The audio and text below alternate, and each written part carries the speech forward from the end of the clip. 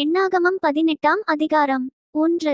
பின்பு கர்த்தர் ஆரோனை நோக்கி, நீயும் உன்னோடே கூட உன் குமாரரும் உன் தகப்பன் வம்சத்தாரும் பரிசுத்த ஸ்தலத்தைப் பற்றிய அக்கிரமத்தைச் சுமக்க வேண்டும். நீயும் உன்னோடே கூட உன் குமாரரும் உங்கள் ஆசாரிய ஊழியத்தைப் பற்றிய அக்கிரமத்தைச் சுமக்க வேண்டும். 2. உன் தகப்பனாகிய லேவியின் கோத்திரத்தாரான உன் சகோதரரையும் உன்னோடே கூடியிருக்கவும் உன்னிடத்திலே சேவிக்கவும் அவர்களை சேர்த்துக்கொள். நீயும் உன் குமாரருமோ சாட்சியின் கூடாரத்துக்கு முன் ஊழியம் செய்யக்கடவீர்கள். 3. அவர்கள் உன் காவலையும் கூடாரம் அனைத்தின் காவலையும் காக்கக்கடவர்கள். ஆகிலும் அவர்களும் நீங்களும் சாகாதபடிக்கு அவர்கள் பரிசுத்த ஸ்தலத்தின் பணிமுட்டுகளண்டையிலும் பலிபீடத்தண்டையிலும் சேராமல். 4. உன்னோடே கூடிக்கொண்டு கூடாரத்துக்கடுத்த எல்லா பணிவிடையையும் செய்ய ஆசரிப்பு கூடாரத்தின் காவலை காக்கக்கடவர்கள். அந்நியன் ஒருவனும் உங்களிடத்தில் சேரக்கூடாது. 5. இஸ்ரவேல் புத்திரர் மேல் இனி கடுங்கோபம் வராதபடிக்கு நீங்கள் பரிசுத்த ஸ்தலத்தின் காவலையும் பலிபீடத்தின் காவலையும் காக்கக்கடவீர்கள். 6. ஆசரிப்பு கூடாரத்தின் பணிவிடையைச் செய்ய கர்த்தருக்கு கொடுக்கப்பட்ட உங்கள் சகோதரராகிய லேவியரை நான் இஸ்ரவேல் புத்திரரிலிருந்து பிரித்து உங்களுக்கு தத்தமாக கொடுத்தேன். 7. ஆகையால் நீயும் உன்னோடே கூட உன் குமாரரும் பலிபீடத்துக்கும் திரைக்கு உட்புறத்துக்கும் அடுத்த எல்லாவற்றையும் செய்யும் பொருட்டு உங்கள் ஆசாரிய ஊழியத்தை காத்து சேவிக்கக்கடவீர்கள். உங்கள் ஆசாரிய ஊழியத்தை உங்களுக்கு தத்தமாக அருளினேன். அதைச் செய்யும்படி சேருகிற அந்நியன் கொலை செய்யப்படக்கடவன் என்றார். 8. பின்னும் கர்த்தர் ஆரோனை நோக்கி, இஸ்ரவேல் புத்திரர் பரிசுத்தப்படுத்துகிறவைகளிலெல்லாம் எனக்கு ஏறெடுத்து படைக்கப்படும் படைப்புகளை காத்து கொண்டிருக்கிறீர்களே, அவைகளை உனக்கு கொடுத்தேன். அபிஷேகத்தினிமித்தம் அவைகளை உனக்கும் உன் குமாரருக்கும் நித்திய கட்டளையாக கொடுத்தேன். 9.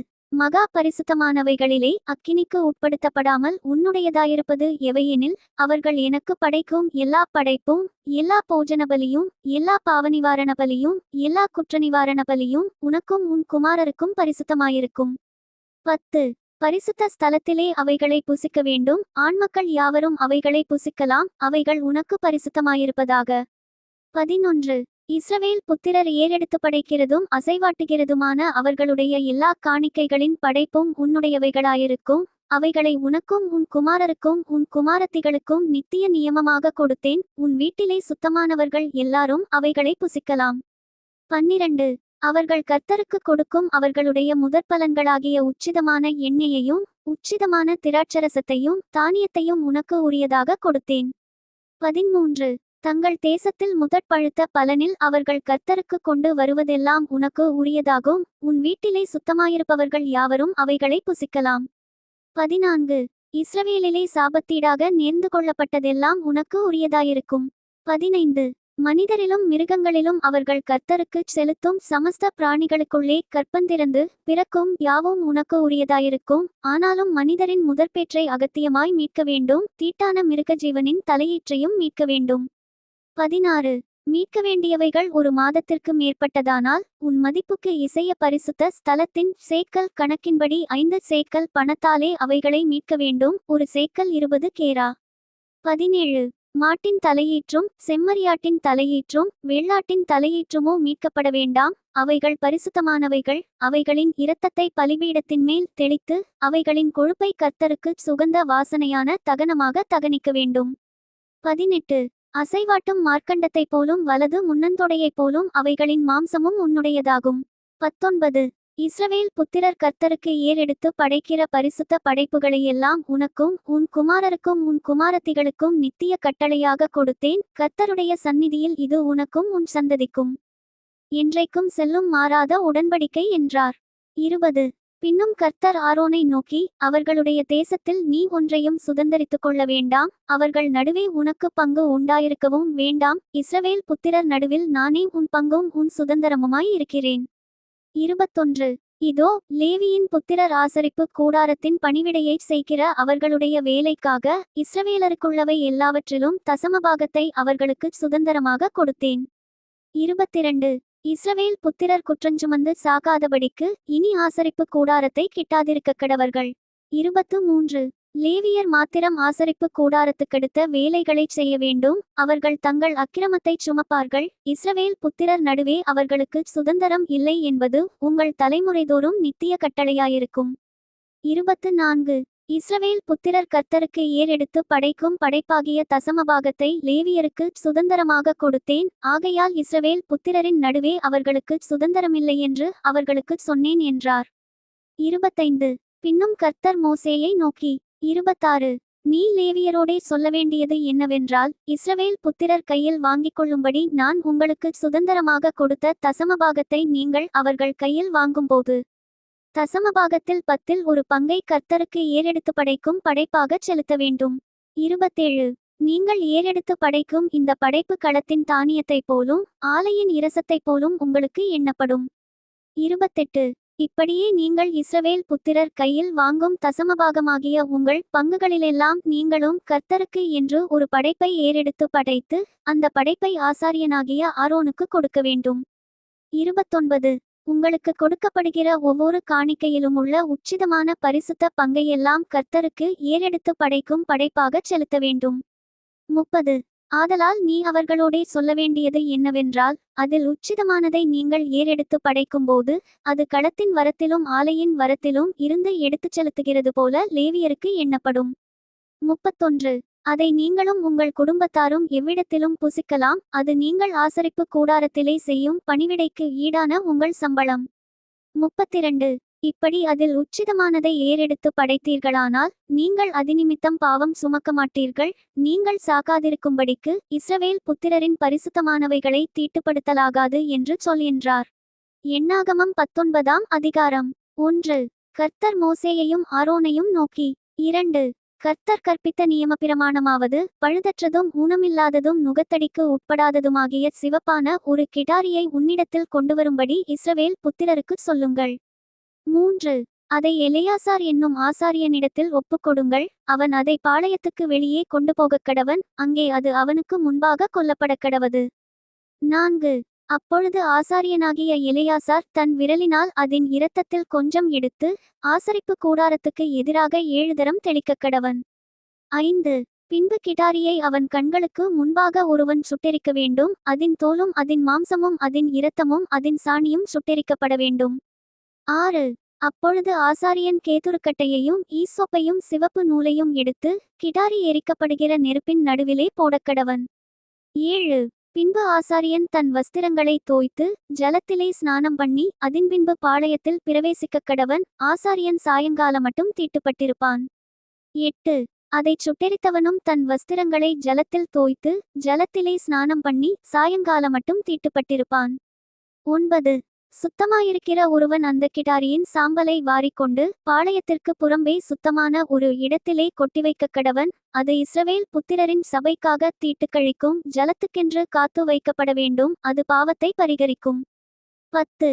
கிடாரியின் சாம்பலை வாரினவன் தன் வஸ்திரங்களை தோய்க்கக்கடவன். அவன் சாயங்கால மட்டும் தீட்டுப்பட்டிருப்பான். இது இஸ்ரவேல் புத்திரருக்கும் அவர்கள் நடுவிலே தங்குகிற அந்நியனுக்கும் நித்திய கட்டளையாயிருப்பதாக. 11. செத்துப்போனவனுடைய பிரேதத்தை தொட்டவன் 7 நாள் தீட்டுப்பட்டிருப்பான். 12. அவன் 3ஆம் நாளிலும் 7ஆம் நாளிலும் தீட்டுக்கழிக்கும் ஜலத்தினால் தன்னை சுத்திகரிக்கக்கடவன். அப்பொழுது சுத்தமாவான். 3ஆம் நாளிலும் 7ஆம் நாளிலும் தன்னை சுத்திகரிக்காமலிருப்பானாகில் சுத்தமாகான். 13. செத்தவனுடைய பிரேதத்தை தொட்டும் தன்னை சுத்திகரித்துக் கொள்ளாதவன் கர்த்தரின் வாசஸ்தலத்தை தீட்டுப்படுத்துகிறான். அந்த ஆத்துமா இஸ்ரவேலில் இராமல் அறுப்புண்டு போவான். தீட்டுக்கழிக்கும் ஜலம் அவன் மேல் தெளிக்கப்படாததினால் அவன் தீட்டுப்பட்டிருப்பான். அவன் தீட்டு இன்னும் அவன் மேல் இருக்கும். 14. கூடாரத்தில் ஒரு மனிதன் செத்தால் அதற்கடுத்த நியமமாவது, அந்த கூடாரத்தில் பிரவேசிக்கிற யாவரும் கூடாரத்தில் இருக்கிற யாவரும் 7 நாள் தீட்டுப்பட்டிருப்பார்கள். 15. மூடி கட்டப்படாமல் திறந்திருக்கும் பாத்திரங்கள் எல்லாம் தீட்டுப்பட்டிருக்கும். 16. வெளியிலே பட்டயத்தால் வெட்டுண்டவனையாவது செத்தவனையாவது மனித எலும்பையாவது பிரேத குழியையாவது தொட்டவன் எவனும் 7 நாள் தீட்டுப்பட்டிருப்பான். 17. ஆகையால் தீட்டுப்பட்டவனுக்காக பாவத்தை பரிகரிக்கும் கிடாரியின் சாம்பலிலே கொஞ்சம் எடுத்து ஒரு பாத்திரத்தில் போட்டு அதின்மேல் ஊற்று ஜலம் வார்க்க வேண்டும். 18. சுத்தமான ஒருவன் ஈசோப்பை எடுத்து அந்த ஜலத்திலே தோய்த்து கூடாரத்தின் மேலும் அதிலுள்ள சகல பனிமுட்டுகளின் மேலும் அங்கேயிருக்கிற ஜனங்களின் மேலும் தெளிக்கிறதுமல்லாமல் எலும்பையாகிலும் வெட்டுண்டவனையாகிலும் செத்தவனையாகிலும் பிரேத குழியையாகிலும் தொட்டவன் மேலும் தெளிக்கக்கடவன். 19. சுத்தமாயிருக்கிறவன் தீட்டுப்பட்டவன் மேல் 3ஆம் நாளிலும் 7ஆம் நாளிலும் தெளிக்க வேண்டும். 7ஆம் நாளில் இவன் தன்னை சுத்திகரித்து தன் வஸ்திரங்களை தோய்த்து ஜலத்தில் ஸ்நானம் பண்ணி சாயங்காலத்திலே சுத்தமாயிருப்பான். 20 தீட்டுப்பட்டிருக்கிறவன் தன்னை சுத்திகரித்துக் கொள்ளாதிருந்தால் அவன் சபையில் இராதபடிக்கு அறுப்புண்டு போவான். அவன் கர்த்தரின் பரிசுத்த ஸ்தலத்தை தீட்டுப்படுத்தினான். தீட்டுக்கழிக்கும் ஜலம் அவன் மேல் தெளிக்கப்படாததினால் அவன் தீட்டுப்பட்டிருக்கிறான். 21 தீட்டுக்கழிக்கும் ஜலத்தை தெளிக்கிறவனும் தன் வஸ்திரங்களை தோய்க்கக் கடவன். தீட்டுக்கழிக்கும் ஜலத்தை தொட்டவனும் சாயங்காலம் மட்டும் தீட்டுப்பட்டிருப்பான். 22 தீட்டுப்பட்டிருக்கிறவன் தொடுகிறவைகள் எல்லாம் தீட்டுப்படும். அவைகளை தொடுகிறவனும் சாயங்காலம் மட்டும் தீட்டுப்பட்டிருப்பான். இது உங்களுக்கு நித்திய கட்டளையாயிருக்கும் என்றார். எண்ணாகமம் 20ஆம் அதிகாரம்.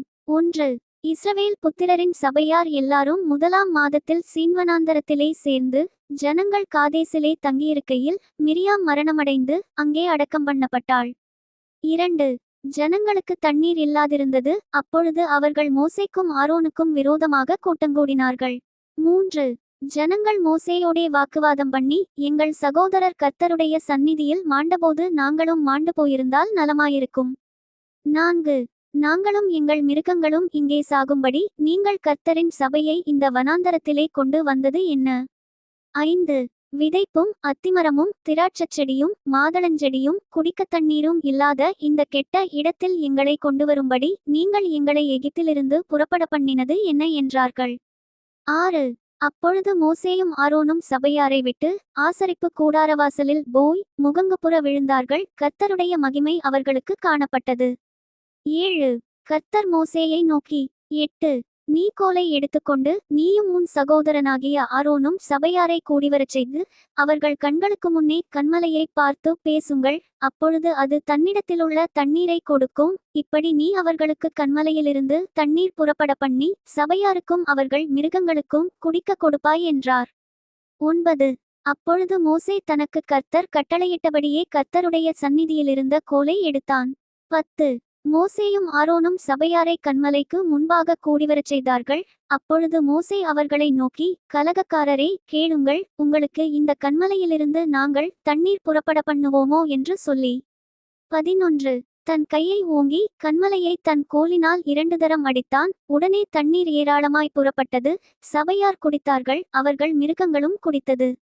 12 பின்பு கர்த்தர் மோசேயையும் ஆரோனையும் நோக்கி, இஸ்ரவேல் புத்திரரின் கண்களுக்கு முன்பாக என்னை பரிசுத்தம் பண்ணும்படி நீங்கள் என்னை விசுவாசியாமற் போனபடியினால் இந்த சபையாருக்கு நான் கொடுத்த தேசத்துக்குள் நீங்கள் அவர்களை கொண்டு போவதில்லை என்றார். 13 இங்கே இஸ்ரவேல் புத்திரர் கர்த்தரோடே வாக்குவாதம் பண்ணினதினாலும் அவர்களுக்குள்ளே அவருடைய பரிசுத்தம் விளங்கினதினாலும் இது மேரிபாவின் தண்ணீர் எண்ணப்பட்டது. 14 பின்பு மோசே காதேசிலிருந்து ஏதோமின் ராஜாவினிடத்துக்கு ஸ்தானாபதிகளை அனுப்பி, 15 எங்கள் பிதாக்கள் எகிப்துக்கு போனதும் நாங்கள் எகிப்திலே நெடுநாள் வாசம் பண்ணினதும் எகிப்தியர் எங்களையும் எங்கள் பிதாக்களையும் உபத்திரவப்படுத்தினதும் இவைகளினால் எங்களுக்கு நேரிட்ட எல்லா வருத்தமும் உமக்கு தெரிந்திருக்கிறது.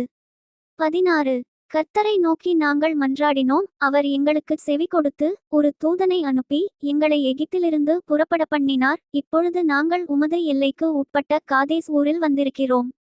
17 நாங்கள் உமது தேசத்தின் வழியாய் கடந்து போகும்படி உத்தரவு கொடுக்க வேண்டும். வயல்வெளிகள் வழியாகவும் திராட்சத் தோட்டங்கள் வழியாகவும் நாங்கள் போகாமலும் துறவுகளின் தண்ணீரை குடியாமலும் ராஜபாதையாகவே நடந்து உமது எல்லையை கடந்து போகுமட்டும் வலதுபுறம் இடதுபுறம் சாயாதிருப்போம் என்று உமது சகோதரனாகிய இஸ்ரவேல் சொல்லி அனுப்புகிறான் என்று சொல்லச் சொன்னான்.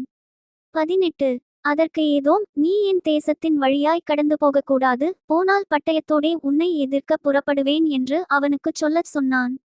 19 அப்பொழுது இஸ்ரவேல் புத்திரர் அவனை நோக்கி, நடப்பான பாதையின் வழியாய் போவோம், நாங்களும் எங்கள் மிருகங்களும் உன் தண்ணீரை குடித்தால் அதற்கு கிரயங்கொடுப்போம், வேறொன்றும் செய்யாமல் கால்நடையாய் மாத்திரம் கடந்து போவோம் என்றார்கள். 20 அதற்கு அவன், நீ கடந்து போகக்கூடாது என்று சொல்லி வெகு ஜனங்களோடும் பலத்த கையோடும் அவர்களை எதிர்க்க புறப்பட்டான். 21 இப்படி ஏதோம் தன் எல்லை வழியாய் கடந்து போகும்படி இஸ்ரவேலருக்கு உத்தரவு கொடுக்கவில்லை. ஆகையால் இஸ்ரவேலர் அவனை விட்டு விலகி போனார்கள். 22 இஸ்ரவேல் புத்திரரான சபையார் எல்லாரும் காதேசை விட்டு பிரயாணப்பட்டு ஓர் என்னும் மலைக்கு போனார்கள். 23 ஏதோம் தேசத்தின் எல்லைக்கு அருகான ஓர் என்னும் மலையிலே கர்த்தர் மோசேயையும் ஆரோனையும் நோக்கி, 24 ஆரோன் தன் ஜனத்தாரோடே சேர்க்கப்படுவான். மேரிபாவின் தண்ணீரை பற்றிய காரியத்தில் நீங்கள் என் வாக்குக்கு கீழ்ப்படியாமற் போனபடியினால் நான் இஸ்ரவேல் புத்திரருக்கு கொடுக்கிற தேசத்தில் அவன் பிரவேசிப்பதில்லை. 25 நீ ஆரோனையும் அவன் குமாரனாகிய எலெயாசாரையும் கூட்டிக் கொண்டு அவர்களை ஓர் என்னும் மலையில் ஏற பண்ணி. 26 ஆரோன் உடுத்தியிருக்கிற வஸ்திரங்களை கழற்றி அவைகளை அவன் குமாரனாகிய எலெயாசாருக்கு உடுத்துவாயாக. ஆரோன் அங்கே மரித்து தன் ஜனத்தாரோடே சேர்க்கப்படுவான் என்றார். 27 கர்த்தர் கட்டளையிட்டபடியே மோசே செய்தான். சபையார் எல்லாரும் பார்க்க அவர்கள் ஓர் என்னும் மலையில் ஏறினார்கள்.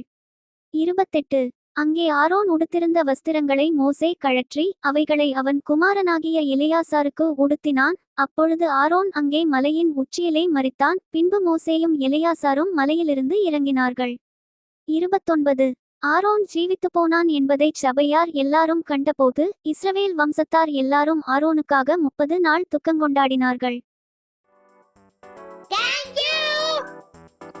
Bye from Daniel. Bye from Daniel.